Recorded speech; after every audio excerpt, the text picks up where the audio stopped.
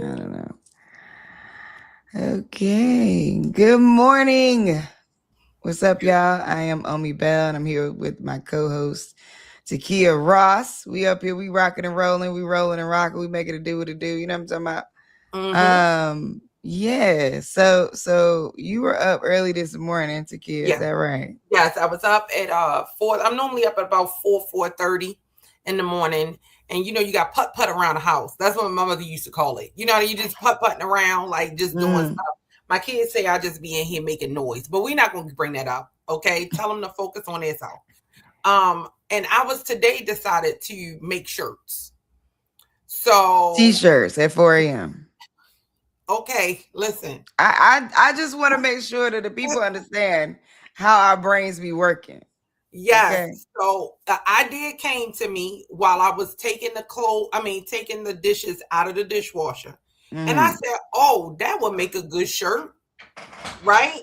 And then, we have all the things. So I'm in my closet now. I call it my closet office. So randomly. My closet. Okay. My closet. In my closet. I have Cricut machines, heat press, you know what I'm saying? Like all kinds of all the tools. What we need. What we need to get it done. Listen, and I created. I was just in there creating things. Can we see the shirts? Well, okay, sorry. Don't you see you all the time? But so okay, speaking of things, waking up middle of the night, all that. Okay, so today I finally caught my bearings. So thank you if y'all watching. This is the 30-day show. Okay. And we'll be going live every day, Monday through Friday, at 6 a.m. It's 6 a.m. PST where I am. It is 9 a.m. EST where Takia is. And we'll be doing it for 90 minutes. So we're here for an hour and a half, right? And every morning, Monday through Friday, we got guests coming in. We talking about news. We shenaniganizing. We doing all the things, okay? Yeah. And we really, one of the things that I want people to understand about the 30-day show is it is really the co-host that I bring in for the 30-day show is super important to the show. And when we talk to business owners, I think we're two business owners talking to other business owners. We know exactly what people are going through because we've been through it.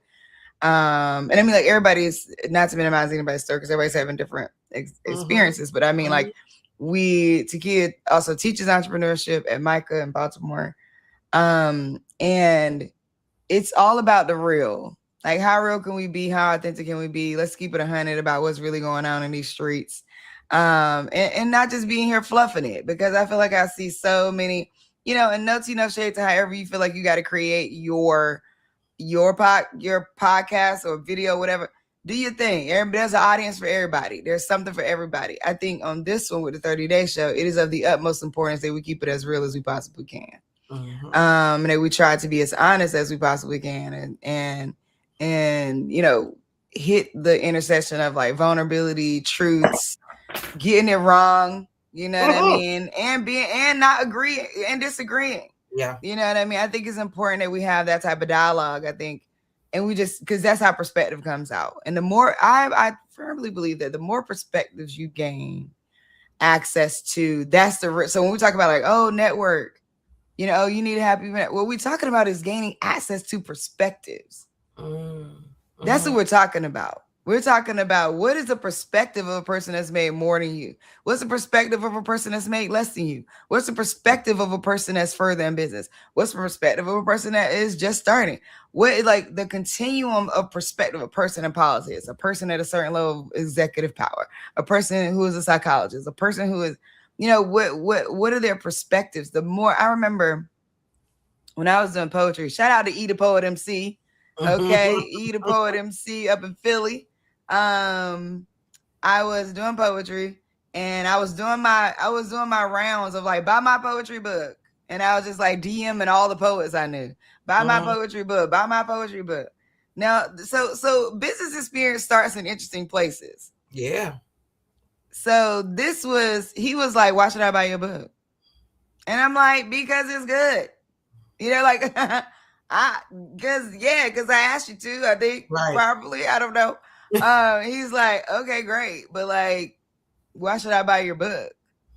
And I was like, then I'm like, well, dang, I really got it. So I feel like my pitching experience started when I was selling vacuum cleaners. Okay.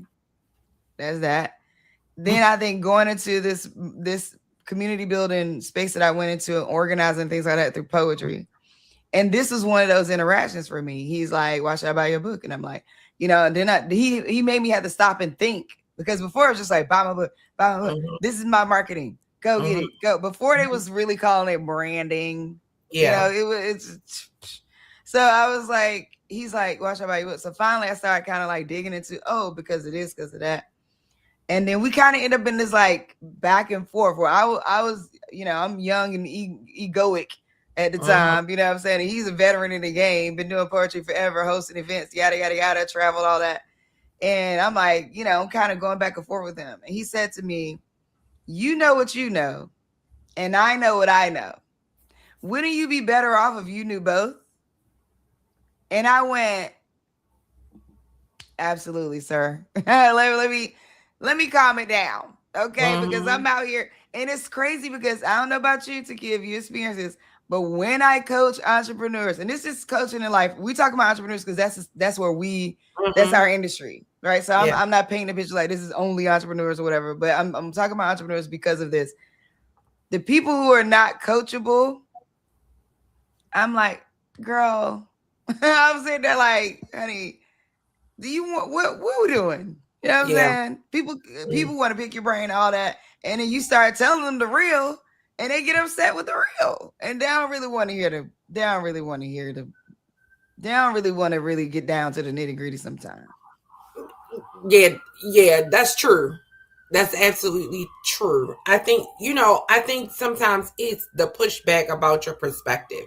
Like you said, it's about perspectives, right? And it's, sometimes it's when you hear, because let's be honest, like it is hard sometimes to hear, like, no, like that wasn't, because that's real. Like people will just be like, you're going to hear all these no's and get used to, and it's just like, in reality, it still hurts. Every one of them, it does. And so a lot of times when you go into conversation with people, and a lot of times you're going in conversation with people that you want to validate your perspective.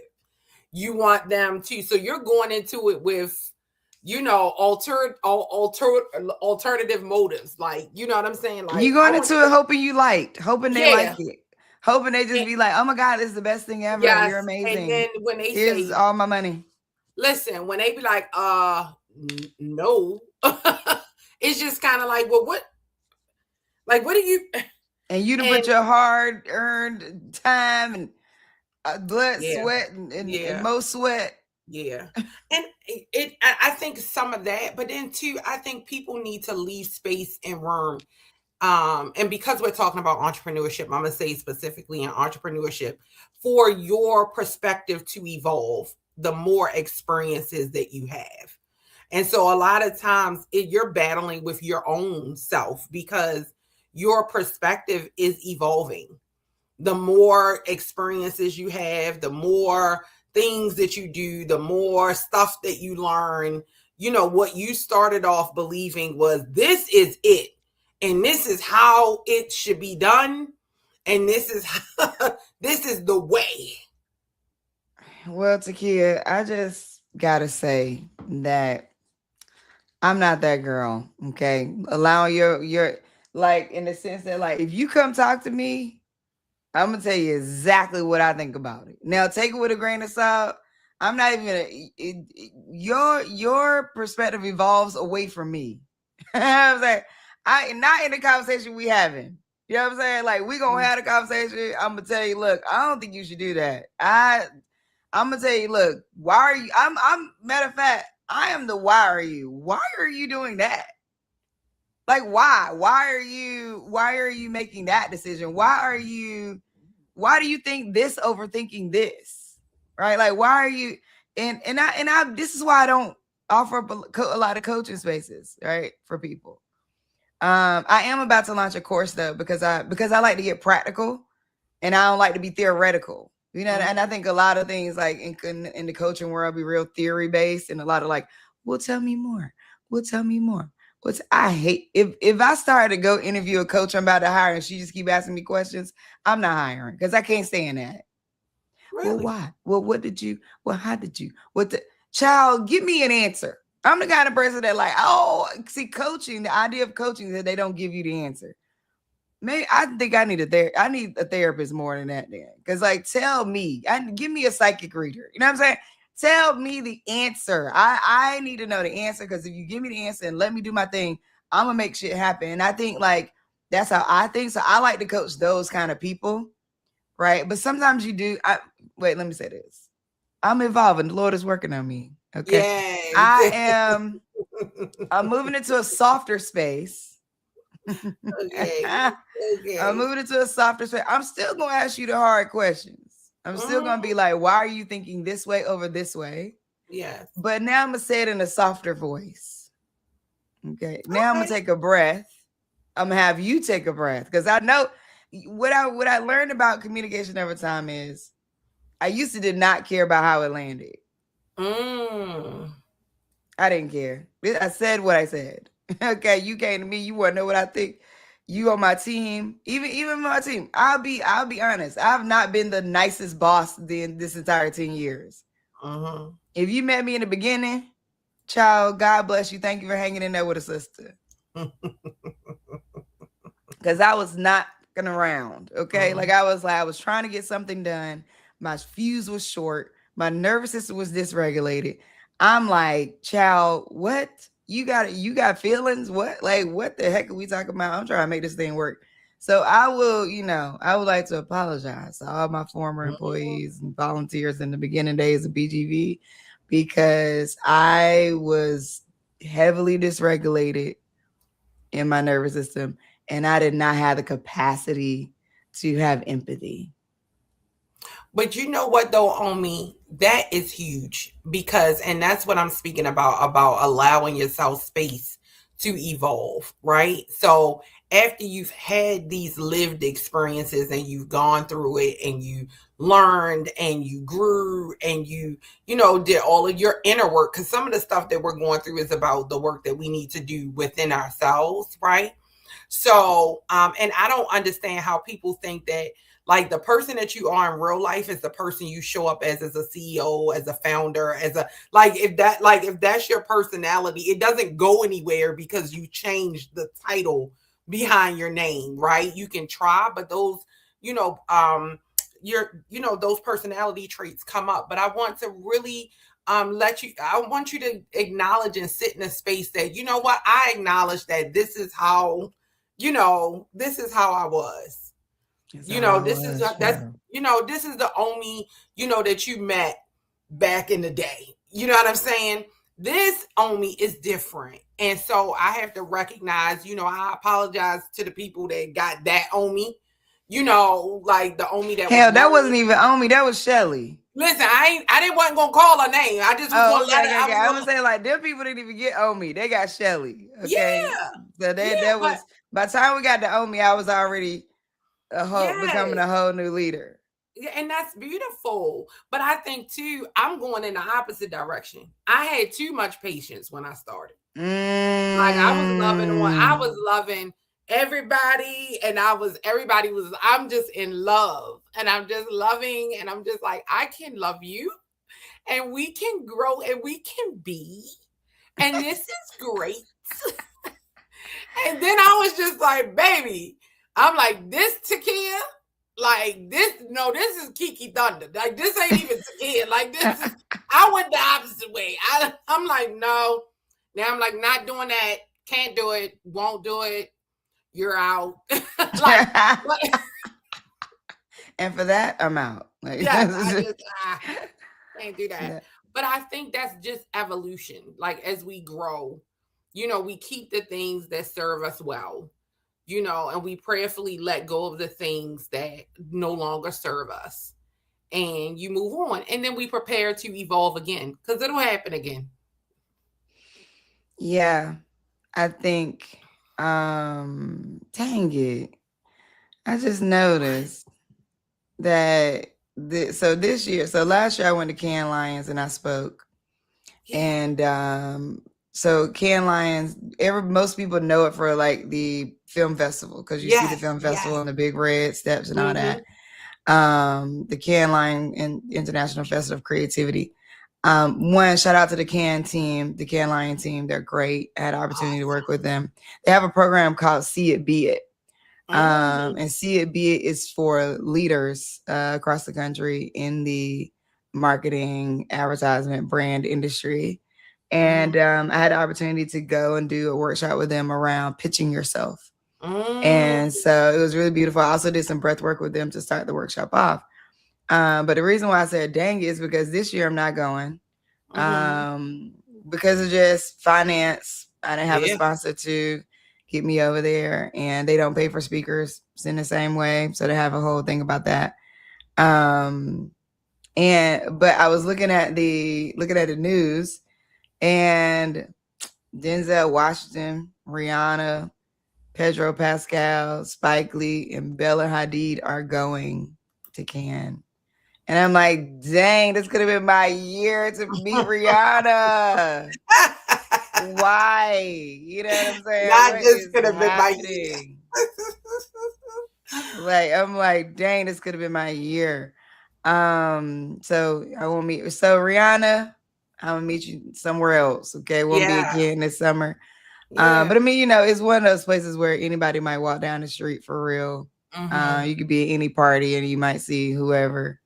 And but it's a good time. It's a good time. It's beautiful. It's beautiful. What happens is, so people who've never gone, what happens is along the French Riviera, they create all the different corporations and brand agencies.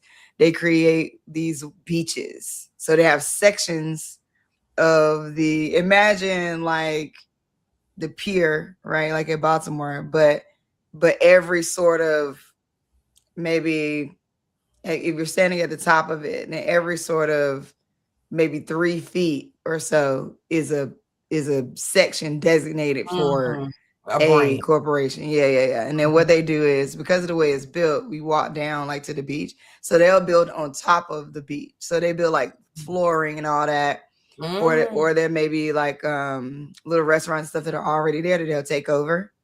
And then it's right there on the water. It's beautiful. It is. I walked over 30,000 steps in that 1 week. This walking is crazy. The love of walking is wild. I will say that. But it's one of those rooms, you know, there's a couple, I'm using room as a big word. It's one of those like places that is kind of like you know, somewhat who's who, somewhat who can afford to be there, somewhat, you know, because then you might get on a yacht, go to a yacht party or yacht gathering, things like that. And then you kind of see like who's playing and what spaces too. So I think there are like conferences where people are, and I think there's places where you see who people are. That is, I think that is what the difference is between maybe like a Martha's Vineyard or maybe like a Cannes or some of these more expensive, you know, like going to F1, you know, like some of these more expensive, more almost exclusive, but it's thousands of people, so I can't go like fully exclusive. But like going to some of these places is like where people are versus who people are. And the ability to get into certain spaces too. So in all these spaces, there's always a sort of rise to the top space to get into. And that's it. So everybody can be there, but everybody ain't on a yacht. Everybody can be there, but everybody ain't getting to the lobby of I think it's the Ritz. Everybody might be there, but everybody's not getting, you know what I mean? So it's like, it's really interesting. And you can see this across multiple kinds of conferences too. There's always this general pop, you know, gen pop situation. And then there's these private rooms. If you know, you know, did you get the invite? To be honest with you, I'm a little tired. After 10 years of this, I ain't gonna lie. Like, I love the work I did with Cannes Lions because I get to like speak to leaders, right? And then because of that, you're on the speaker roster, you get to do certain things and things like that. But like, I realized that the race to validation that I went through over this last 10 years was harsh on me. And I didn't get that enough credit, you know? Like, you start a business out the gate, you're racing to validation. Let me make sure they know. Let me make sure they like it. Let me make sure they buy it. Let me sure. Then you doing that. Then you do that on the level of like customer, brand. If you building a team, if you know, like it's like over here, do they like it? Over here, do they like it? Over here, let's not even talk about politics or government affairs. If you have to go into the realm of like politics or government affairs, do I have my political affairs, and like it's a lie. That ain't even running the business part. This is running the race of validation. Yeah. And this is, you know what? This is the first I've heard it put in that way.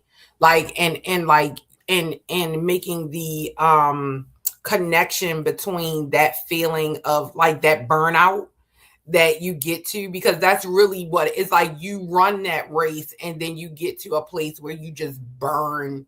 Like, it's like the crash and burn, like, you know, where it's just overwhelming to your spirit, to your psyche. And then I think what we don't talk about is the losing of yourself, right? Like, because now you can't, you like, I don't even know who I am anymore because I had to be all of these different people to be validated in these different spaces for different reasons for me to achieve a level of success that only allows me to survive. Because sometimes the success that you get, it isn't even a thriving success. Like, but you have to have the appearance of thriving, because if you're still struggling on, you know, on your validation in some of these rooms, you can't walk in there struggling now. You can't be on the walking back, yeah. Because then you get eaten alive, you know, because it's just like, oh, now you prey. You're not even a part of the, you know, a predator. Like, it's just kind of like, no, you're prey. So I think too, it's really acknowledging that, you know, that race to validation and what the impact it has on you and how it looks different for each of us for various different reasons, right? And what you have to sacrifice on that race. Like, and some of the stuff is just like, you didn't even know you were sacrificing until it's gone. Like, it's just like, oh my God, so you mean I gave that up too? I didn't know that. And then sometimes you give reason to sacrificing time, you know, sacrificing taking care of yourself. You got the race of validation caused you to validate unhealthy, toxic behaviors in other people and yourself. And sometimes your tiredness ain't even from running the literal operating of the business. You're tired of having to impress everybody. Tired of having to impress the customers, tired of having to impress the funder, tired of having, it's like, you just tired of having to make it look great all the time. And I think like there's I wish I would have found nervous system regulation earlier on, honestly, because I didn't realize that was a key to it. I just thought like, oh, I need to take a nap, or like, oh, let me just try to be off today. But even being off, you're not off. Like we just talked about, you waking up at 4 a.m. thinking about pressing t-shirt. Right? Like even when you're off, you're not off, because as an entrepreneur and an entrepreneurial thinker, you're never really off. You know, I'm not even call it entrepreneurship. As a creator, as an inventor, you're not ever really off. It's so your brain is just like rocking and rolling on every single thing that came up. And everything you ignored during the day comes out in your sleep, you know, or not ignored, but everything you tried to like, I didn't get that done today. It comes right out in the time you go to sleep. Yeah. I've had to learn how to, like, I have to get it out at night. That's what I call it. Like my nighttime, get it out. Because if I don't, then I will literally ponder over it all night long, you know, and not rest. So it's almost like I have to, at nighttime, I'll sit down and write down. Like, I'll just let my mind just go, right? And just write down like all the thoughts, all the, you know, like what is coming up, but I have had to train myself not to act. Because also I am an executioner. Like, same. You know what I'm saying? Like, get me to execution. If it's an idea, let me get it up, out, through, and on. Like, you know what I'm saying? Like, it's just like, all right. So I had to train myself to not execute sometimes. Like at nighttime, this is just you getting all the thoughts out. So that way, when you get up in the morning, you can look at it and be like, oh, do I even want to do that? Like, okay, that sounded real good last night at 11:30. This morning at 6, that looked kind of tricky. I don't know. That was a wild one. So I think it's some of that too. I think that's right. And I think that like dumping at night is so good. Like writing it before you go to bed, just like write it all out. Yeah. When I do that, I sleep better for sure. Yes. Yeah, no, 100%. It's that good. That's that good sleep. So I want to ask you about this. Okay. So, cause I know you're in the beauty industry. Yeah. There's a couple of things happening across industry right now for people to pay attention to. One of them is, so here's an interesting story. Streaming platforms are shifting away from prestige and back toward personality. Studios and platforms are increasingly betting on creators, podcast hosts, athletes, and personality-led content over the expensive scripted productions. The entertainment industry is chasing loyalty and community over polish. Then I'm hearing TikTok beauty culture is pivoting again, this time toward underconsumption. Luxury, flexing, and overconsumption aesthetics are cooling off online. Quiet luxury, minimal makeup, re-wearing outfits, and anti-hauling content are surging as younger audiences react against influencer excess. So, first of all, do you think toner is a scam? Okay, I just need to know. Is toner a scam? Is wearing toner a scam? Do you think so? What do you think? I happen not to think so. I use toner every day. Okay. I do. I use toner every day. So, but I think that there are ways that you can tone your skin that doesn't and it depends on skin, so I can't, give consult, but it's ways that you can tone your skin with things that are not as expensive as what we think about when we think about toners. Because remember, our moms were toning their skin with witch hazel. Right. You know what I mean? And so it's just there are ways to do it that isn't, like a toner, like, that's natural ingredients that you have. So has influencer culture, especially in beauty, just gone too far? Like, do you feel like it's just gone? I mean, it's interesting that we're seeing a pushback from younger generations on overconsumption. Because, at one point it was, in fact, I don't go on TikTok as much as I used to. I need to ramp back up because my algorithm is all buy this, buy this, buy this. Look at this. Look, I put this dress on. Look, and it's like I gotta shape my algorithm more because I don't want to look at a full timeline of people asking me to buy something. Because sometimes I might buy something. You know what I'm saying? Yeah. So I don't want them to do that to me. Yeah.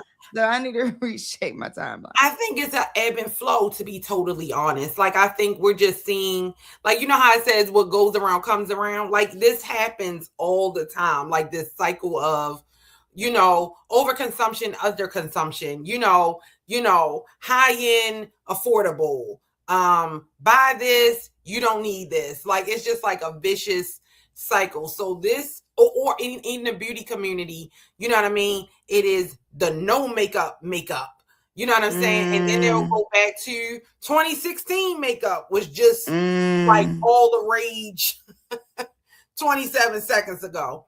So again, I think like we talked about yesterday, I think especially in beauty, and if you are a beauty, well, I'll speak for my beauty brand.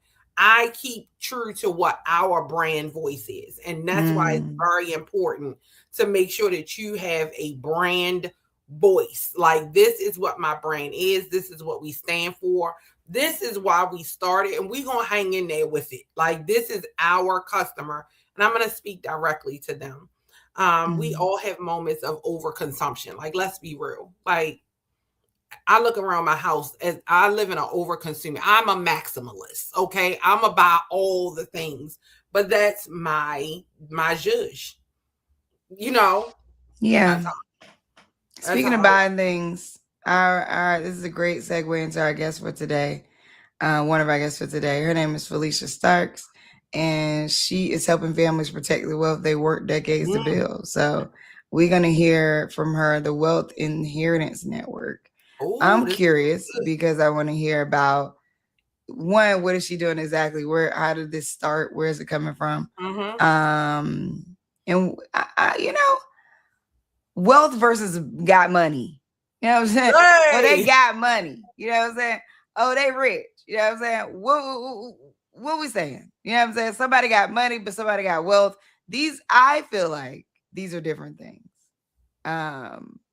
But I'm curious what she had to say. So come to the stage. I will welcome our guest, one of our guests for today, Felicia Starks. Hello, good morning. Good morning. Can you hear me okay? Yes, we can. How you feeling? I'm doing fantastic. I'm feeling fantastic. How about you? Good. How did you hear about BGV? How did you learn about BGV? I'm sure it was through Instagram, and I feel like I started, that it started there, and then I get the emails, and I remember getting the email, and I was like, well, yes, I want to talk with some fellow beautiful queens. Yeah, let's do it. So Wealth Inheritance Network, why did you launch this? What was your experience behind making this decision? Well, thanks for asking that question. Thanks for even making this, having this panel be possible. So it started, I am an entrepreneur, so I've been working for myself since 2020. I got laid off, was a corporate America girl forever, ever, never saw anything outside of that. And in 2019, I started selling products like fat reduction products, and the money was just coming in. And then during the pandemic, I didn't even realize that was making more than I was making at my job. And I have like the degree. Anyway, fast forward to I opened up a fat reduction, like a non-invasive fat reduction studio. And so there were months that there was no clients coming in. And I was tired of having those gaps not being filled. And if as an entrepreneur, you're figuring stuff out as you go, not unless you have a mentor that actually tells you, hey, you need to plan for this. You're not going to always be busy. So in 2024, I got licensed because I was responding to I was responding to an ad for a job. And it ended up being that I was getting my life insurance license, had no idea. So Wealth Inheritance Network was born from that, because when I found out there was a big gap on what I knew at 50 versus people been knowing for a long time. So to pull this story forward, when you think about life insurance, that's not a sexy thing. Only time we think about life insurance is, okay, somebody's dying. But what I found out is that there are what's called living benefits that happen, where if your mind and body stop working and you can't work, but you're living, how long before your family is going to be having issues if your income stops? So with the living benefit, cancer, major like cancer, stroke, heart attack, something like that happens, you can access up to 90% of your death benefit while you're living, in order for you to be able to fill in that gap while you're not working. How many families could be financially stabilized by having that money while someone is going through their a health crisis? Because a lot of times we see GoFundMe's, it's not always when someone is passing. A lot of times it's because someone who was working couldn't work, and they like, hey, maybe it was an illness, maybe they had a accident and they couldn't work. And so it's to fill in the gaps, and so a lot of times the wealthy have used insurance in order to be able to build their wealth, whether it's with a fixed indexed annuity. And IULs are not very popular, but a lot of wealthy people have been using IULs to, whether it's set up a tax-free retirement, they have different things called $1 million baby. So there's a lot of different ways that the wealthy have been using the life insurance in order to build wealth. And So go ahead. yeah, thank you for that breakdown. So I want to. There's a couple. I got so many thoughts because I think there is a push. There's an inherent, I feel like, pushback on life insurance, and so I think that because at one point there like insurance sales, it was like a door to door. People come like if you depending on how old people are, if they remember this evolution, it kind of almost started to feel a little bit like a scam to people because. So I think there's one thing where like people don't always want to talk about death. Like I feel like we hear that a lot. Like because people don't always get life insurance because they don't want to talk about death. And I get that part. But I think there's another part of this that we don't always kind of bring up, which is there was a period of time where I think people felt like, one, there was a little bit of a scam. Like, oh, people out here selling life insurance door to door and like, and then like, were these agencies real? Were they going to pay out these benefits in a certain way? What is it? What are some of the rebuttals that you get? And I think one of the reasons why I talk about this is not for necessarily for anybody to rebut you, but I think rebuttals is a part of what we don't get to talk about publicly, right? That we're going through as entrepreneurs. I'm sure, in selling life insurance, you're getting pushback. What are you hearing from people? And then how do you move through that? I love that you asked. That's a great question. And the people that come to me, they understand life insurance, but for the ones, there are people that I will meet that say, I haven't met anyone that said that they didn't believe in insurance, in life insurance. But to your point, when we were growing up, I remember seeing the guy that would come through the neighborhood once, he would come through once a month, and our grandparents were paying on these policies forever. And these policies were just enough to pay for a burial. And you think about $10,000, like it's $10,000, $12,000, $20,000 is not a lot. There are people that do not believe in life insurance and they say, well, it's a scam. I have heard people say that. And what I tell someone is that the only thing I can because I'm kind of new, well, not kind of new, but I'm a short time in the industry. So the only example I can give you is that I had a client that I covered him. He reached out to me in January, like a couple months ago, to get a policy. He made a payment in January. He made a payment in February. This man is deceased in March.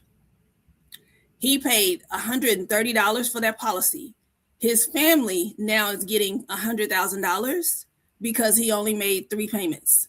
So it can be said to be a scam, but the insurance company is the one, they have the biggest risk because they are basically, they're putting the risk out there that if something happens to you before you even pay halfway into this policy, they're going to guarantee they're going to pay your family. So the other reason that some people think that it's a scam is because a lot of times insurance agents haven't always been upfront. So it'll be sold as you're going to have this policy forever, but it ends up being a term policy. And so a lot of people do not believe in term policies because they have a term. And so my way of thinking about explaining a term policy to someone is that a term policy is only to be for a certain amount of time for your life.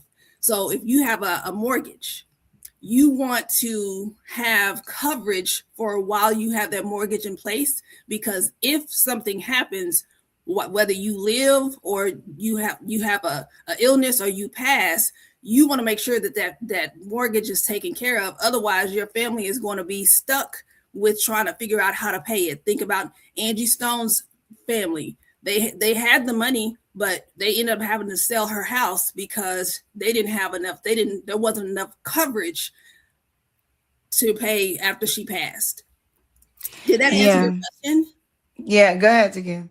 No, I was just saying this, and I'm glad we're talking about this now, because I really think 2 things in regard to life insurance or insurance in general when it comes to especially the entrepreneurial population. So when I got into entrepreneurship, like my life insurance policy was tied to my job. like it was just like, and it was like, that was how I always had everything set up. And so it's almost like you don't even think about it, like as you transition into entrepreneurship. And I quit my good government job, you know what I'm saying, and I went on ahead and I'm like, okay, I'm out, and I'm doing big stuff. But now I don't have life insurance, right? I don't have life insurance. I don't have, like, you have to set that up yourself, right? Yes. So now you have to move. And by that time you're older. Like I was older then. Yes. And so then I'm just like, wait a minute. Yes. What you mean? Like I was paying $12.27. Yes. And now I'm a woman of a certain age. Yes. And now they asking me for hundreds of dollars a month. For my life insurance policy. And when you think about like your bills and everything that you're juggling, life insurance is the first to go. Like, listen, not a priority. It's not a priority. Yeah. So how do we, or give us some insight on how, especially entrepreneurs thinking about transitioning, into full-time entrepreneurship and leaving those types of benefits? How should they plan? Like, who should they reach out to? How should they navigate that flow? I'm so glad you asked that question. So as you said, when we're working at a job and our insurance is $12, you're not thinking of, like, you just thinking, okay, I'm gonna have that forever.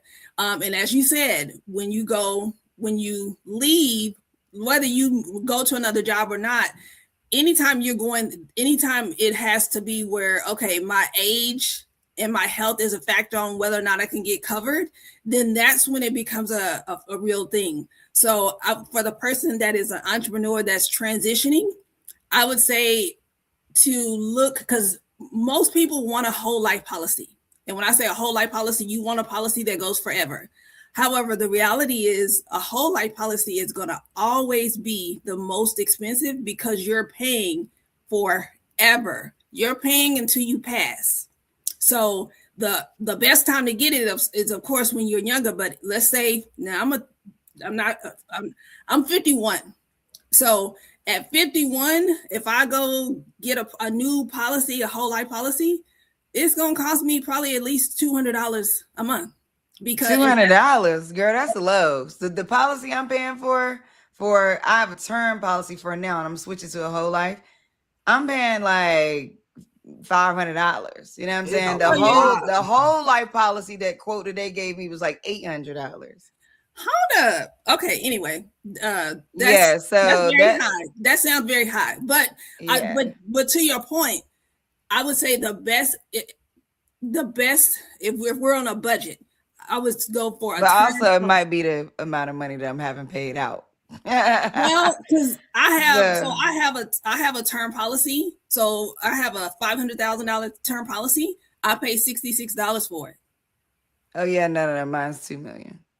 Okay, so even with $2 million, I don't think I would be at $500. So and that's for the term policy. Don't nobody try to kill me now. All right. No. But to your point, I done made that public. Don't nobody come for me. Okay. But here's a good thing about what you shared, that you have the term policy in effect. So let's say, is it Takia? Is that how you pronounce your name? Yes. Okay. So Takia is, we're gonna say that Takia is around our age. She between 30 and 50. So Takia, even though, okay, everybody in your family, and I'm just giving this scenario, everybody in your family is like, you just need to get a whole life policy. Don't get a term because it's only for a short amount of time.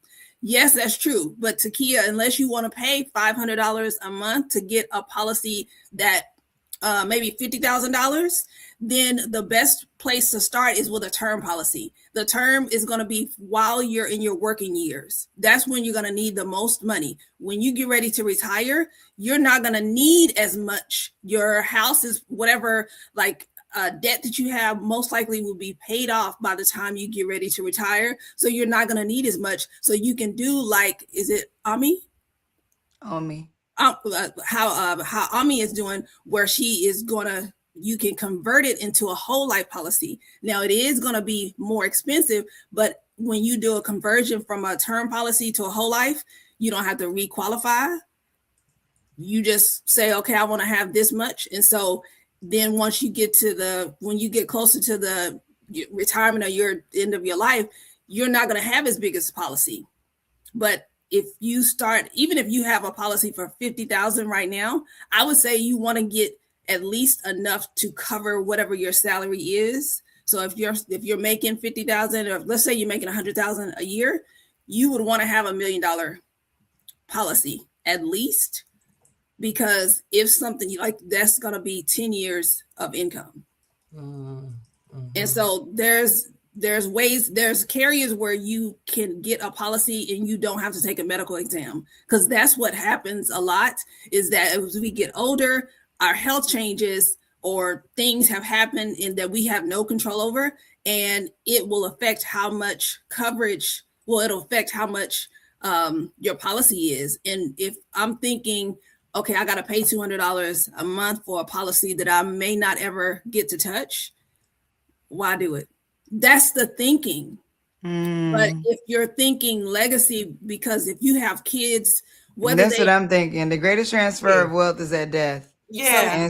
And I'm trying to get my parents to see that, because, they believe they got policies, but I'm like, you need bigger policies. Yes. Like, you got a policy, but you need a bigger policy, because you have the opportunity to really set us up. And I think for me, I remember like somebody in another comment, she said, she was thinking, oh, I don't have no kids, so I don't need a policy. And she was like, but then somebody's like, but you have a house, you have all these other things. You do need a policy. So I wanted to highlight that, because I think that was also a great note. I remember, like, when my grandma passed, we're just divvying up the furniture. Who's gonna get the TV? You know what I'm saying? Like, I think that, we got to get past that as a community and understand, like, paying into these things. Another thing, a world that I walked into more recently, is understanding how people without jobs are living. So to your point, life insurance is one of them. So how they're starting new companies, right? The idea before was you get a house, you get equity in a house, you borrow against it. That's your startup money. You could do something similar. I don't want to give out any misinformation, but in terms of like borrowing against or being able to leverage your life insurance policy, that is a thing. Yes. So when we talk about startup capital, we're talking about like what capital you be, like you said, living benefits. Also, people are out here living off of their portfolios. I'll get into that a little later in the show, maybe today, maybe another day.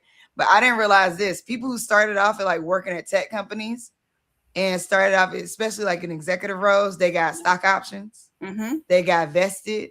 Mm-hmm. And then they got paid out when some of these companies went public, or they took some of their capital and they started investing and started. So we see this whole startup investment culture and realm. Yes. That's another piece. Like, people who are living without jobs, but just living off of their portfolio. And I'm like, and inside of your wealth portfolio, right? There could be startup investments. There could be insurance. There could be, and I think that's like moving people to a portfolio mindset. That's it. And what you said is what you said at the beginning of that, of getting your parents to understand that. There's a difference sometimes in our culture, because the other side, there's not a question about when someone is born in the family, they are opening up a policy, and that policy is almost like a family policy. So maybe everyone is kind of paying into it. And so when grandmother passes, grandmother is passing on, like, their policy is paid out to the family trust. So they are setting it up so that family dynamic will always have money. You will always be able to, depending on how they have it set up, they may be able to borrow, like you said, from the policy in order to start this, or in order to have whatever it is that they want to have set up, but they are setting that up, and it is just understood. Now, the thing about it is, because you have this higher understanding of it, you can actually set this in motion for your generation going forward. So maybe your parents don't necessarily come along and get it, because their way, like the way that it's been done is nothing wrong to them. And I'm not saying it is now, but it's like for your children, and then going forward, they will know that Grandma Bell made, like she set things in motion. She set a legacy so that we could really be able to hop forward if we need to and not have to get it out the mud. Because even though we can get it out the mud, the once we know different, we are held accountable and we have to move different. And now that you know all of the things that you just shared, it is really our responsibility. And that's why I'm so passionate about talking about the wealth and talking about the things that are happening that we haven't even thought about. And I keep saying, I wish I had learned this stuff in my early 30s, when I was 20, like for all the stuff that we're required to learn in school, that they require for the kids to learn in school, some of these things about how to actually create wealth and how to transfer it, that should be taught. But because it's think about if there were more families that had insurance. Just think about this. If there were more families, especially that look like us, that had insurance, and you had the mothers and the fathers of the kids, that would definitely change the dynamics of our community, because a lot of what's happening, violence or whatever, is because of lack. So if you are starting to create you're starting to create wealth within your community, and it just branches on, it's going to be less and less of things happening because of lack of wealth. I absolutely agree. And I think I'm grateful that now we are getting more insight into how wealth works, how to build wealth, how to protect our wealth, because there are a lot of minority families, you know what I mean? Like, who do have wealth, and it may be wealth in property. It may be wealth, like in homes and that sort of thing. And they did not know how to protect it.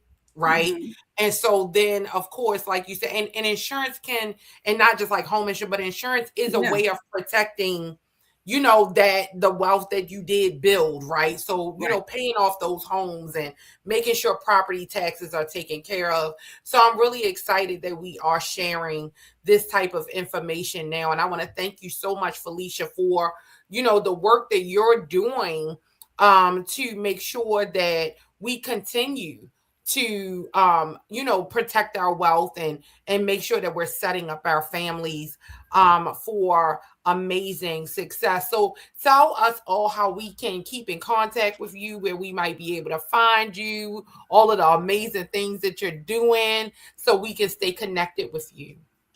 Thank you so much. And I love everything that you said. I am Felicia J. Starks on Facebook, on Instagram, and on TikTok. I am the Fit Wealth Coach.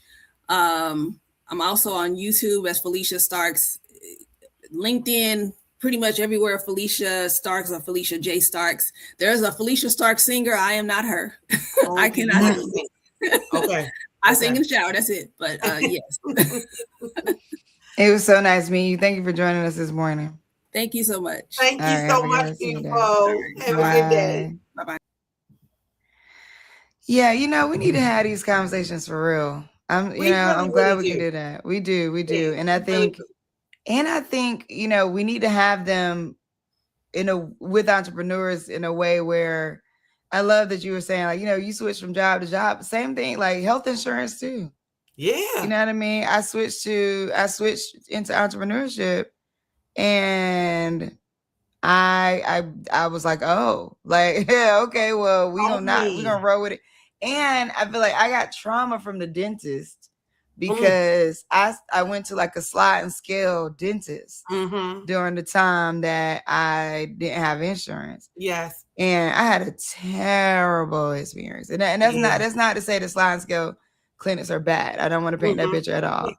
But I think that you really got to vet out. Like at that point, you're really vetting out who the people are and what they care about. You do. Like, you know what I mean? Like with insurance, you kind of go to a doctor. You're like, okay, I generally trust it. They're generally that. But I think that like when you're up against the wall, you don't have insurance like that. You really got to vet out where you're going. Yeah. And I think too, especially when we bring up this conversation, I think too, it's also a discussion around the current economics of the economic state of our countries, inflation, and all that we're seeing, and how that impacts the rates that our like that we're seeing, right? And so like we can talk about every kind of insurance, right? There is stories out there of people's homeowners insurance like ballooning out of control and doubling what their mortgages was. So you go from having a $1,000 mortgage to having a $3,000 mortgage because your home, your homeowner's insurance or your escrow or, property tax, whatever that is. And now it ballooned. The same is for, and I'm finding the same is for like your auto insurance, your health insurance, your life insurance policies, right? So it was just like, then that's why I brought up, as I got older and I'm looking at, like switching policies or changing or adding, like little things or making adjustments because my daughters are older or my son is younger or I want to protect the house differently. Like when I was looking at those rates, I was with you. Like when you get a $500 a month, like insurance bill, I'm just kind of like, oh, like who? Like who? Where that money coming from? Right. That's what I'm saying. I don't know, no tea, no shade to the insurance she's selling, but I have no idea what insurance she's selling because I have not seen a policy that was $69. And I'm not saying they're not out there. They're out there because you got different folks, different agencies, different, you know what I mean? So that's not having anything to do with her.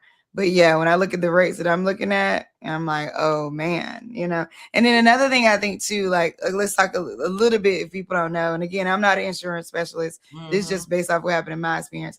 Is you there's also the process you have to go to. They send like a nurse to your house. You have to give blood. You have to give your weight. You have like, you know what I mean? Like they actually look at like the state of your health to figure out whether or not you qualify. So yeah, it is. And then even when you brought up like, like what we wish we would have known, right? And being able to, have these policies that we can borrow against or pull money from. One of the things is you have to be able to play the long game. Like, because that is the long, like these people are playing long game. That's it. You have to be in this thing, recognizing that this isn't immediate, and we're in that type of society now. You know what I'm saying? So a lot of stuff that we are talking about, especially around insurance and building wealth and that sort of thing, that's the long game. And that's even if you get to see it and enjoy it in your lifetime. Like some of it is I'm playing the long game for generations behind me, for my children's children, right? So it's just kind of like also taking that into account as well. 100%. Speaking of playing the long game, that's a perfect segue. You wanted with the segues today, okay? That's a perfect segue into our next guest, McKeever Conwell. I'm so excited because we haven't talked in a long time. Rare Breed Ventures. Just what I'll say is like you meet a lot of people along your journey, right? You meet a lot of, especially in this business world that we in, you meet a lot of folks, you meet a lot of investors. I can truly say that there's nobody, it was rare, with a better heart for this work and investment in people growing businesses than Mac. And so I'm excited when I saw him sign up, I was like, yes, we need to talk anyway. So I'm so excited. Coming to the stage, okay, welcoming McKeever Conwell. How you doing, brother? How's it going, family? It's good to see you. It's good to see you both. Oh my goodness. Yes. I know. It's been forever. We have moved across the country since the last time we talked. Like, yes. What's going on? Man, ain't nothing going on but the rent. That's what we're talking about. How we getting it paid? That's what we're trying to figure out over here. I heard that. What's going on, family? How y'all doing? How's everybody living? I'm excited to be on. I'm excited to be a part of this. I'm glad that you reached out. Allow me to be a part, This is you doing, y'all both doing big things. So like and considering from like how we all met and where we were when we first met to where we are now, like it's a dope experience. So it is, Mac. It's so good to see you. I haven't seen your face in too long in our ecosystem. You know, I need to get a little bit of your rare breed in my life to make sure I'm safe. Because you know you got to snatch me up sometimes. You know I'm loose, Mac. You know I come loose. You know what? So we haven't talked in so long. I really want to know. So we'll tell the people a little bit about what rare breed is, what you're focused on. Yeah. And then for as much as public we can give it, I need an update. I need to know like what all the things. I do. How is the baby? Not even a baby no more. The baby in college. Oh my goodness. So first and foremost, how's it going, everybody? My name is McKeever Conwell. Most people know me as Mac. If you follow me on Twitter, it's Mac the VC. I'm founder and managing partner of Rare Breed Ventures, pre-seed to seed venture fund based here out of Baltimore, Maryland, investing in companies primarily outside the major tech hubs, outside of Silicon Valley, New York, and Boston. But more broadly, we invest in North America, South America, UK, and Africa. Fund 1 was a $10 million fund. We made 47 investments, 6 exits, and 24 companies still going. Yes, let's go. And so currently in the process of getting to the next fund. So that's the quick and dirty. Like my background, I'm an engineer by trade. I was a 2-time founder, CEO of both companies. One exit, one not, that kind of thing. And then I found my way to the dark side. Update. A lot's happened, most of which we'd have to talk about offline. Right. Fair enough. But I went through a 2-year period with like some really bad health issues. So I'm just getting on the other side of that. And so, I'm in a rebuilding phase for things. Family's good. The baby, she just turned 4. 4? That's what I'm saying. I can't. Oh my God. The baby's in college. I already She's said just born. Lord. Yes, my daughter's 4 now, and my son, he just turned 15. Oh my God, Josh. And now he's what a doctor. in the now look world? at that. He's a whole grown man. So. Oh my goodness. How's your wife? She's doing well. Good. She's doing well. Working at a new marketing firm. Kicking butt, doing what she does. So I know that's right. They still talk about having gone through Black Girl Ventures and getting the pitch with their soap business. So that is still that's still a thing that comes up at the house from time to time. I'm so happy for you. I'm happy to hear that you're on the other side of health issues. And I think, we were just talking about insurance. And I think this is one of those things where like as founders, you're growing something, you're just going. Yeah. And, and then something could just stop you in your tracks. And we're figuring out how to prepare for that or how to like move through that too. Is just a whole nother level. I mean, we are resilient people, right? We'll bounce back every time. I think we got a lot of founders watching right now, and it's a crazy climate right now. So I'm interested in what you are seeing in terms of like trends or like things for people to look out for. Like, do we just slap AI on every slide? Like, what are you seeing in terms of trends across the industry for on the founder side? Because I think on the fund side we could get to that too. But on the founder side, what are you seeing? Some trends that are happening. AI has changed the world. The competitiveness for raising capital is higher than it's ever been, and it's simply for the fact of we have seen in the last 18 to 24 months the most companies that have gone from 0 to 10 million of revenue with less than 5 employees. Right? Like that's wild. New. That's new. So from an investment standpoint, investors are seeing companies that have 2-3 employees been up for 8 months and are already doing like 3 million in revenue. Right. And that's a switch. I just want to note to everybody watching, that's a switch from what's your team look like? How big is your team? Who's on your team? Talking about that. What's in your team? So there is this a true, and this is where I've been, yesterday we were talking about AI and I'm like, come on, folks, get into it. I get it. Yes, it's tearing up the planet. I want to acknowledge that. And like, we got to figure this out because that wasn't a thing before.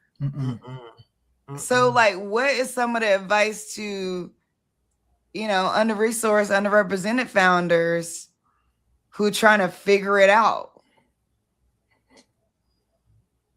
Nobody cares that you got a MVP built.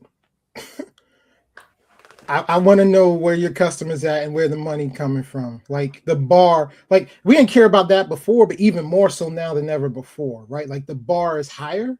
Also, when I ask you about you, like when I do due diligence now, if I ask you, if I'm talking to a CEO, I need you to be able to tell me how AI has improved every part of the business. It can't just be, oh, you use AI for even like, no, I need to know that your engineers are using AI. I need to know that if you got any PMs, they're using AI. If you got a customer success team, I want to know why you have a customer success team and how much of that can be done by AI or not, right? And when I talk to founders about AI, like, don't think about AI as a tool. Think about AI as talent, as an employee. Like this AI tool is replacing this division of my business. Wow. Or this AI tool is this division, is that employee. Right? Wow. Like my engineering team is AI tool and I got one PM who manages the devs. That's my one engineer who's having all his code done by AI. Mac, right? And is this for, because I have because I know, is this for all business genres, like all types of businesses? Because that's one of the things that I'm seeing, especially in our ecosystem. Mac and I are in Baltimore, so we cutting up over here. And in our ecosystem, I'm seeing a lot of founders who are like service providers, service-based providers. They may have, I sell cosmetics, so I'll throw myself in there. Are you looking at those types of implementations across all business genres, or is that specific to your tech base? How would it be differentiated or not? No, that should be for everybody, because like even if you're not tech based, you should be using AI for your operations, right? Like if you're a makeup artist, right, and you need to do content, but you're like, I'm not a designer, that's not what I do. That ain't an excuse no more. Right. You take a video, take some pictures, put it through Lovable, have it come up with something dope for Fly, and now you got your content. Right? Okay. I don't understand my finances. No, they got plenty of AI tools that you can break it down to. You could connect your freaking QuickBooks with a Claude agent that now comes up and tells you what's going on in your finances and becomes like a CFO. There's a bunch of AI CFO tools. Like, you should be using all of that because, again, you have limited resources, so you can't afford to pay an employee. Right. But for a tenth of what you would pay an employee, you could play, a tax stack of AI tools to handle that for you. Okay. Right? I guess. Yeah, we went from like, oh, are you tech enabled to like, now are you AI dependent? Yeah. Like, are you, you know what I mean? Like, are you AI supported? Like, are you really into it? Because the idea of having less resource now is a different thing. Like, it's not under resourced at one point meant maybe you was waiting on something to happen that was external. And now it's like, oh, no. Actually, what have you figured out? And is it more overwhelming? Can be, that we talked about this yesterday. Like, yeah, Takia's like, it's overwhelming. I'm like, girl, get into it. Okay, what we doing? Yeah, and my thing is, and both things are true. You know what I'm saying? It's all true. You're right. It's true. Like, as even with Mac sharing, like, QuickBooks, and now you can add it to the Claude, and I was sitting here like, oh geez, I was literally like, oh god, okay, so, hold on. But like, I'll give you a great example, right? I hate doing presentations. I'm really good with the content and talking. I suck at the designs. I've always had to pay people or pay a service. So you know what I did? I figured I asked AI, what's the best tools to creating AI tools for creating presentation?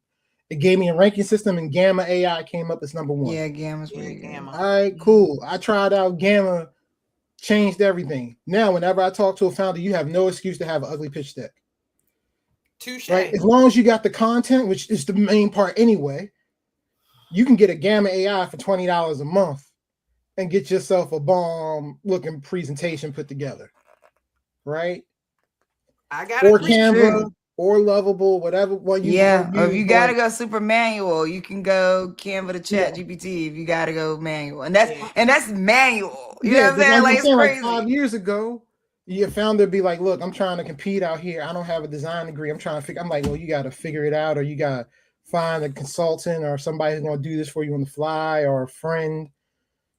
No, pay $20. So this is where we are. You know, the landscape is getting super competitive because now people are starting to ask different questions. It's not what could you have done alone, in a sense that, like, or what could you have done with a team? It's like, what could you have done with this piece of technology that's like a super power system, right? And so here we are. I am wondering how this will shape industry too. Do you think that some, because again, we were on this like tech enabled, everybody need to be tech enabled. Now it's like AI. Will we form around like, oh, that's a fake post, it's AI, to like, oh, everybody got AI posts, and then everybody just gets numb to it? Will we form to like, it will be natural, like the whole like press 2 if you want to, you know, your bank account says this and it's a robot the whole time, but this will be a more personable robot. You know what I mean? I think, is that real or will this break? Like, what are your thoughts? Because I think some people are like, oh my God, the robots are gonna take us over. And some people are like, yeah, right. My take is gonna be AI and not AI or. But where do you think industry is going at, you know, generally speaking? I think it's going to be a combination of some AI and AI or. Like it's going to be a combination of it. Okay. Because like, look, if you look at science fiction typically points to stuff that actually happens in the future, right? So if you look at a movie like I, Robot, right? In that movie, all cars were self-driving. Why? Because self-driving cars are safer than people behind them. In about 20 years from now, we'll probably have that for real, right? Like that's, so like if you're a copywriter, I'd be worried. Okay. Right? Get like your skills up. Like if you're somebody who's like a creative writer, I'd be scared because I can go to Gemini and have Gemini go through all of my Medium posts and all my tweets and have it tell me what kind of voice I write in, and I can have it write posts for me now. I used to pay a blogger to actually write, you know, a couple dollars per post. I no, don't need to do that no more. Right? You know, creative team, if you are a designer, you better make sure you're the top of the top. Yeah. Every company only needs one designer, if that. And most of that stuff is going to be pumped up through AI. Right? Like, and it's only going to get better. Yeah. It's moving so fast too. It's so fast. If you're a legal aid and you work in a law office, a lot of that's just about going through documentation. Well, I don't need a junior law legal analyst to go through documentation anymore. I can put it through an AI tool. It can go through this contract better than anybody can. Yeah. Paralegals, like. What about investment? So like how does it shift the realm of investors? Yes, it shifts their mindset on what they invest in, but will it shift funds? Like in the sense that like, okay, you go out, you have a bunch of coffee meetings. So here's what I'm saying on the philanthropy side. And so I'm wondering if this is happening on the venture side as well, which is money is now 40% of the capital that you're getting now is from billionaires or family foundations. Like the corporations are totally shifting in how they do their corporate philanthropy. They are not giving out as much capital as even before George Floyd as they were giving out at one point. So it is now like you got to really get small room. This ain't the bigger rooms. Let's go network and do it. Like it's like you gotta now. It's like I gotta have somebody curate a room of important people, and then be able to get in front of those people. How is it shaping the venture capital realm in terms of VCs being able to raise or move? I mean, everything's even more data driven, right? There are firms that have gotten rid of their entire like analysts and all their associates. They're like, I can have AI do that. Right? AI can write these memos for us, right? If a company's coming in for funding, you know, these thematic firms, they have algorithms they can put it through. Do you fit our algorithm or not? Right? There are funds that are doing that, right? And so it makes it harder to get to investors because the industry's shrinking as well, right? We're seeing consolidation, we're seeing shrinkage, right? And then the big funds are only getting bigger, right? And their focuses aren't changing much. So, you know, the paradigms of being in those big tech ecosystems is still a thing. How do you stay hopeful? Because as you are going into raising funds too, how do you and for emerging fund leaders out there, like how do you stay in the game? You stay in the game by making good investments, right? You stay in the game by being known for making smart investments, for being known as somebody who's in these rooms, for being known as somebody who has a unique approach. And at the end of the day, if you make one great investment, you're good, right? And so you need that. For the up and comings, the emergers, having your own unique viewpoint of AI is important, and also having a viewpoint beyond AI, right? Because everybody's got a viewpoint on AI, but what's beyond that, right?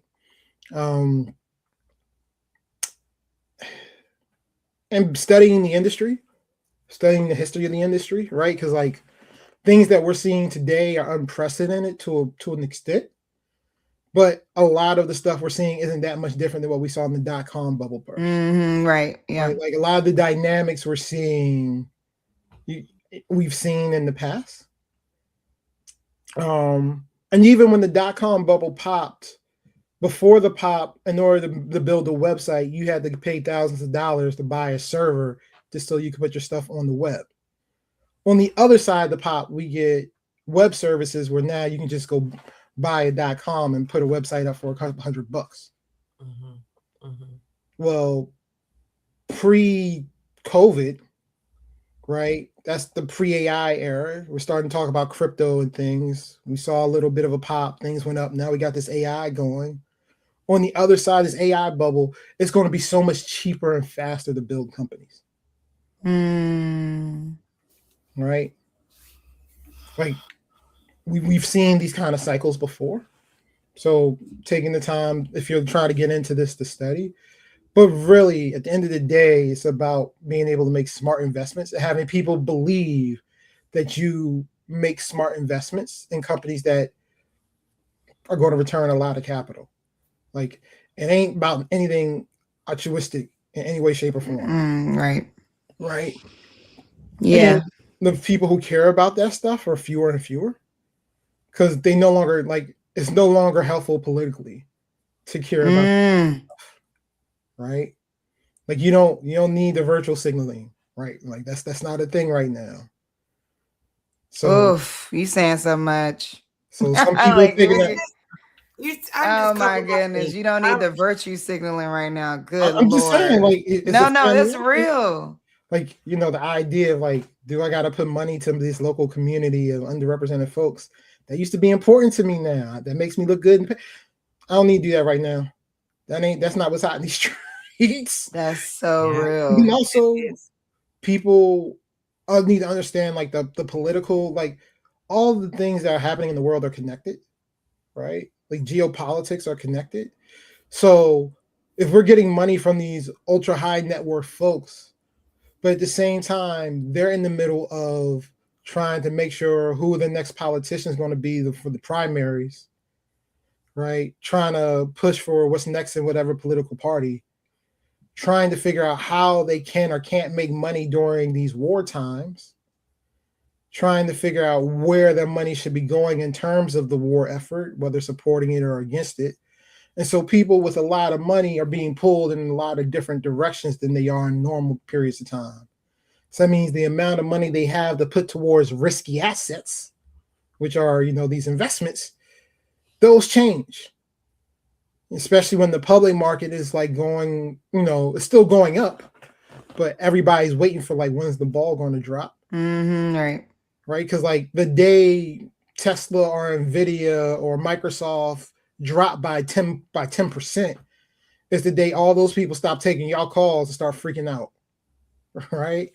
Like that's where their real attention's at. And so, where people are putting their money is different than where it was, a year ago, 2 years ago.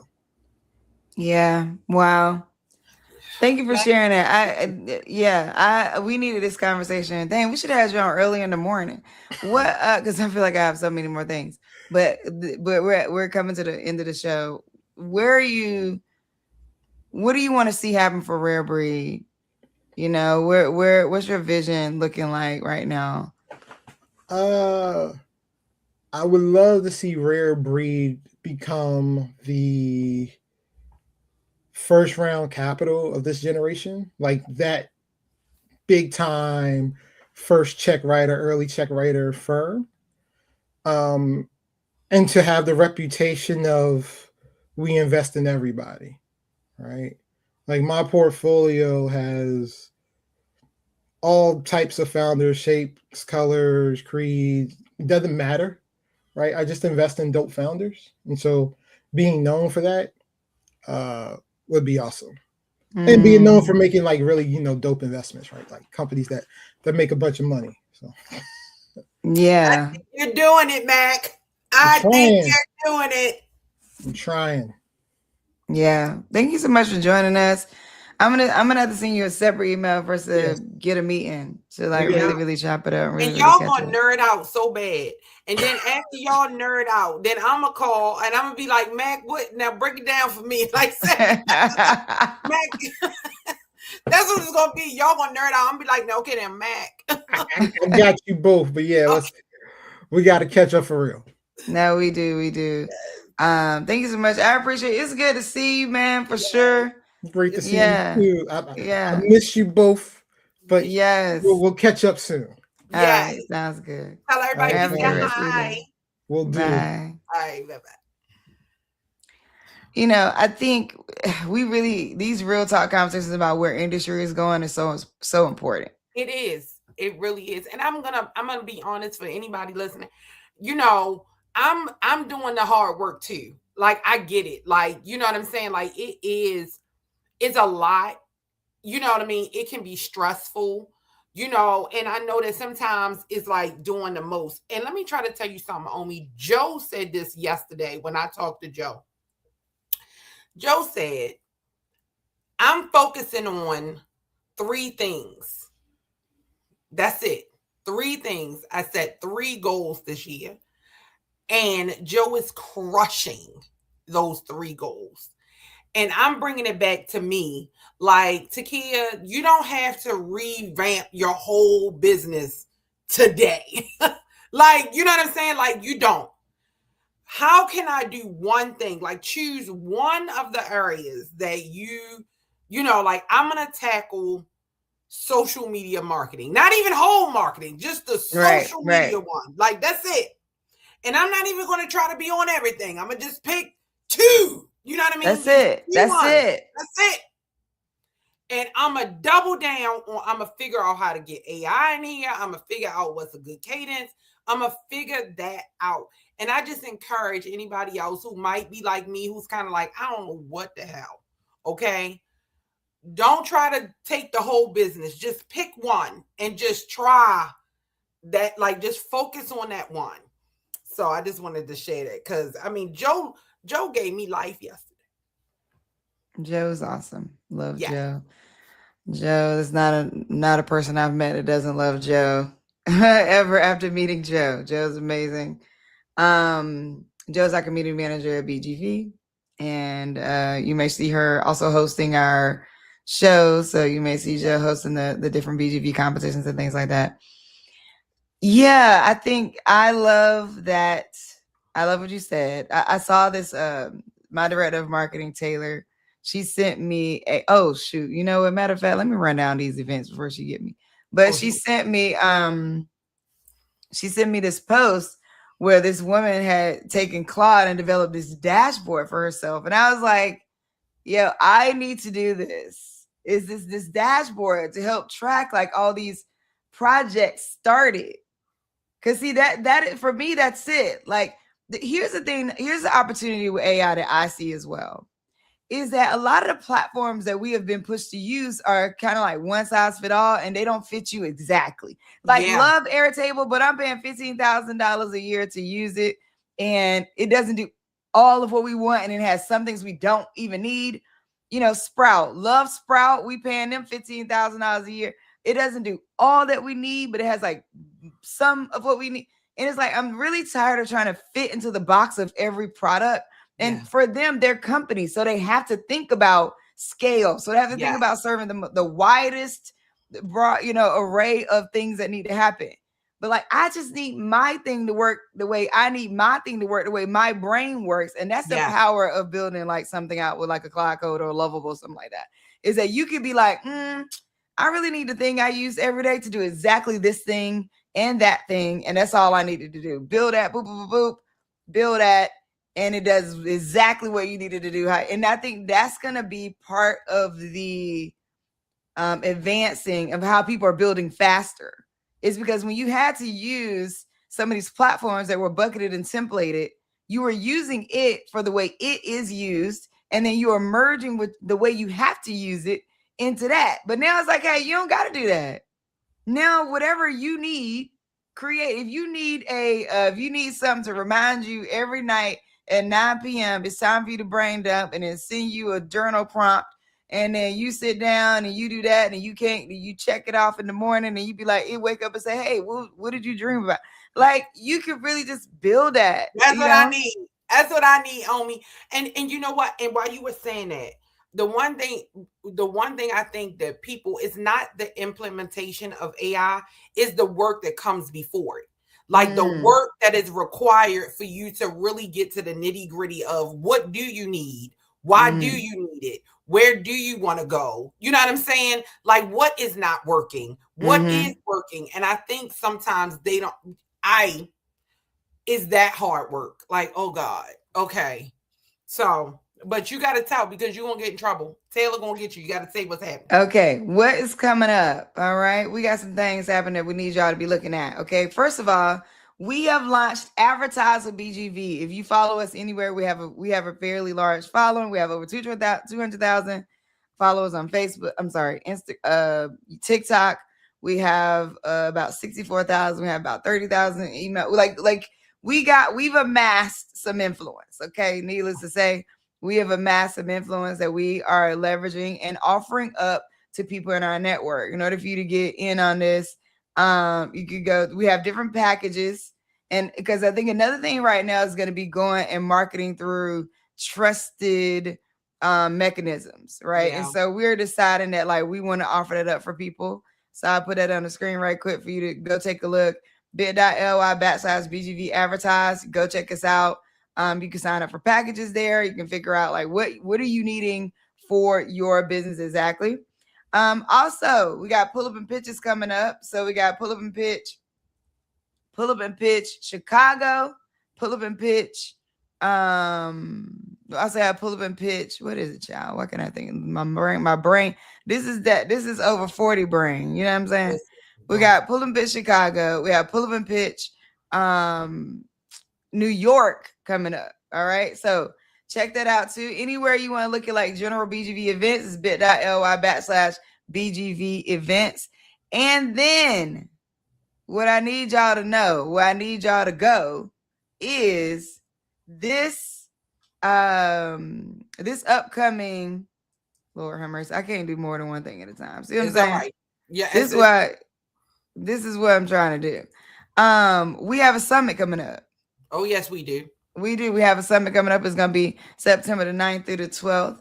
And that part of that would be the DC pull and pitch that we're going to do in DC as well. And so you go to futureswebuildsummit.com. Registration opens tomorrow. Get your tickets, because speaking of intimate small rooms, so first day will be a full summit day. Second day will be a wellness day for those out there who are burnt. You're feeling like you're reaching close to burnout, things like that. We need wellness in our lives. We need nervous system regulation. futureswebuildsummit.com. Go check that out. And then we'll have the pull up and pitch. And this marks the 10-year anniversary of BGV. So we bring it home to DC. The Futures We Build Summit will be in DC. Go check that out. I built the Futures We Build Summit registration page, registration platform. When you after you register and all that, you log in, you get access to a community. You can set your goals, and then the AI will recommend who you should meet according to the goals. And you can also go and look at who you want to meet according to those goals. So, okay. So y'all check it out. futureswebuildsummit.com. And if there's any challenges, send us feedback, right? And I think that's the world we're going to move into, where it's like, hey, I built this with AI. It may not be perfect. If you have feedback, let me know. Yeah. Right. Like, I think that it's not going to be, it had to be perfect. And then when people go to like, this website doesn't work, because guess what? I can fix it in a few seconds. Yeah. All you do, you say, hey, something ain't popping up on my, I got to boop, boom, refresh the screen. It's there. Right. Like, that is where we are. So you don't even have to be perfect the first time. You know what I mean? futureswebuildsummit.com. Make sure you go get your tickets. I'll be there. We're going to be rocking out. We're going to make sure Takia get there. We're going to do all the things. Thank y'all so much for tuning in to the 30-day show, BGV Edition. I'm Omi Bell, my co-host Takia Ross. We'll see y'all tomorrow. All right, for our last day of the first week in the bag. That went fast. I finally caught my rhythm today. Okay. I've been struggling to get up this Monday through Wednesday, but today I was like, ready. I did it. There we go. All right. So y'all have a good rest of y'all day. We appreciate y'all. Thank y'all so much for tuning in. All right. We'll see y'all next time. See you tomorrow. All right.